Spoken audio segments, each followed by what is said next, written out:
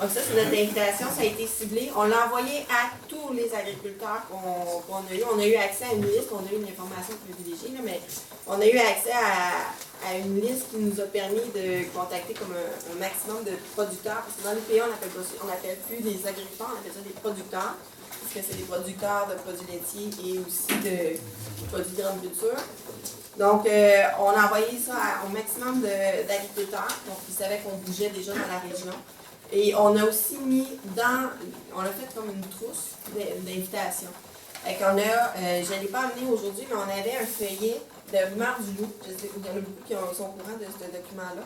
C'est un document cartonné qui a été imprimé par le RVHQ, qui se vendait à l'époque au coût de 5 $, mais on avait mis, c'est un feuillet de 4 pages plié sur lui-même, donc ça nous faisait comme un portfolio.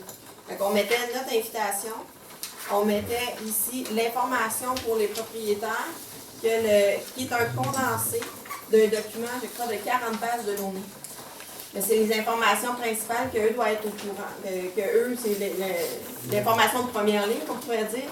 Puis je vous avoue que moi, quand je l'ai lu, il m'a amené à aller lire plus loin et à trouver le guide des propriétaires de l'ONU pour en lire encore plus.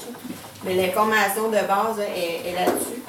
Il est très pertinent. Et quand les propriétaires le lisent, ils font « Oh, ok, je me souvenais pas de ça. Ah, ça, parce que eux, c'est juste du vocal aussi qu'ils ont eu. » Donc, juste de le voir une copie écrite, ça démontre aussi du sérieux de notre démarche.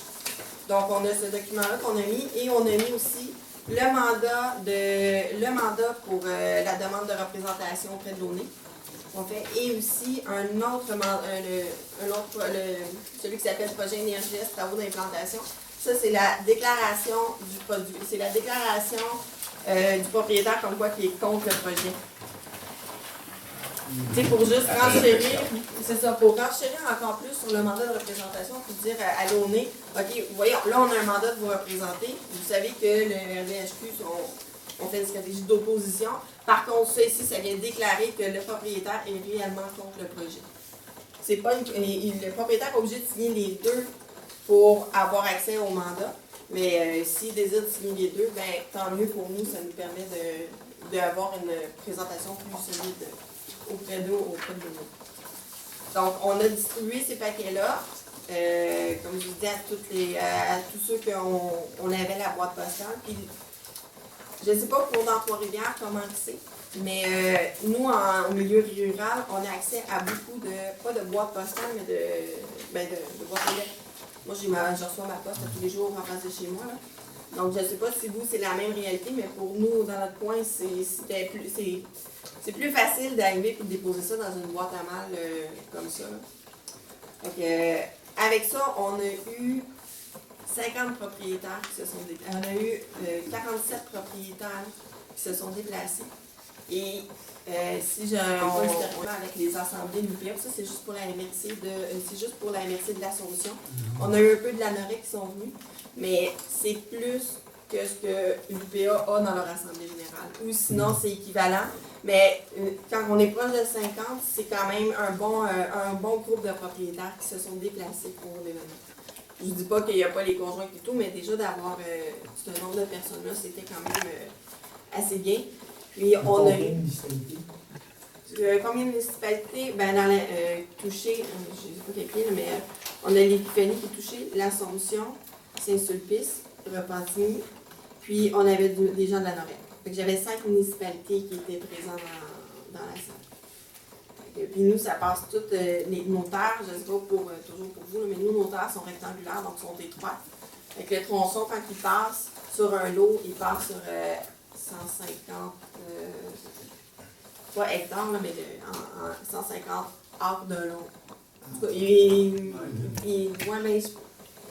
non, c'est plus que mètre, parce que chez nous, c'est plus que ça, mais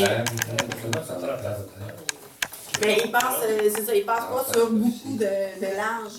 Ils ne sont pas très larges, c'est sûr qu'on a beaucoup de propriétaires qui, quand ça passe dessus, moi, dans mon coin, on est plus de moyenne 2 à 3 lots qui sont visés à chaque fois, donc il ne va pas un lot à la fois. Mais dans la Trois-Rivières, j'ai plus ou moins de contacts. Vous avez une question? Oui, est-ce que vous avez fait uniquement des contacts postaux ou vous avez fait des téléphones aussi? Bien, c'est sûr que en étant, nous, dans un contact plus rural, on a appelé ceux qu'on savait qui seraient intéressés. On a dit, OK, regarde, on l'a fait, si tu veux venir en plus de ça. Mais la majorité, il y a beaucoup de gens que moi, je ne connaissais pas qui s'étaient présentés. Oui.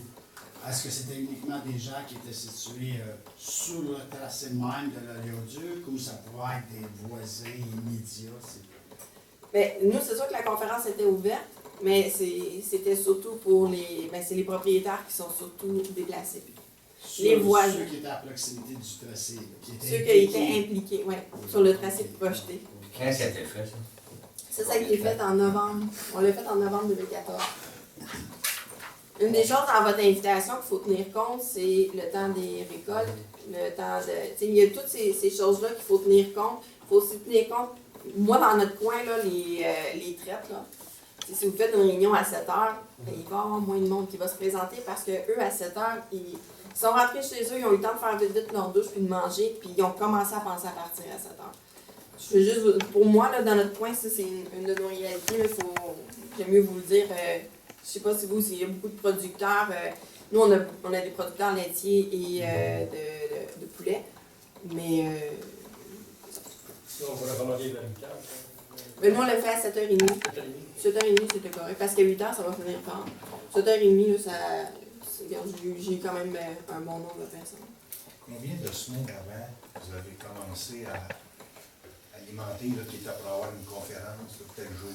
2 semaines avant, on a distribué ça en grand bloc. Ah. Mais il ne faut pas le faire un mois d'avance, vous n'aurez personne. Fait que, en grand bloc, là, ça c'était le mercredi. Puis ça, la fin de semaine, pas d'avant, mais l'autre avant, une semaine et demie, là, dans le fond, là, on y était en cours. C'est ça, si on comprend bien, vous l'avez livré, votre dossier, vous l'avez livré de main à main. On n'a pas gagné. On n'a pas gagné au porte parce que j'avais à peu près 170 adresses que j'avais eues. Donc, on a fait ça, 170 qu'on avait à faire, qu'on les a déposés et on a appelé ceux qu'on connaissait.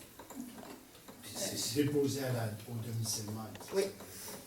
Mais en équipe de 2, ça se faisait bien. Là. On n'a pas passé deux fins de semaine de 8 heures. Là.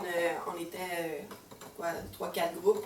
J'avais des groupes qui étaient disponibles le dimanche, l'autre le samedi. Puis on a parti, puis on a les autres comités. Il y a d'autres comités, c'est pas juste l'Épiphanie qui l'a fait, mais les autres comités aussi de leur côté ont fait ce travail-là, toujours dans la MRC de l'Assomption. Vous dites que vous avez quand même téléphoné des propriétaires que vous connaissiez.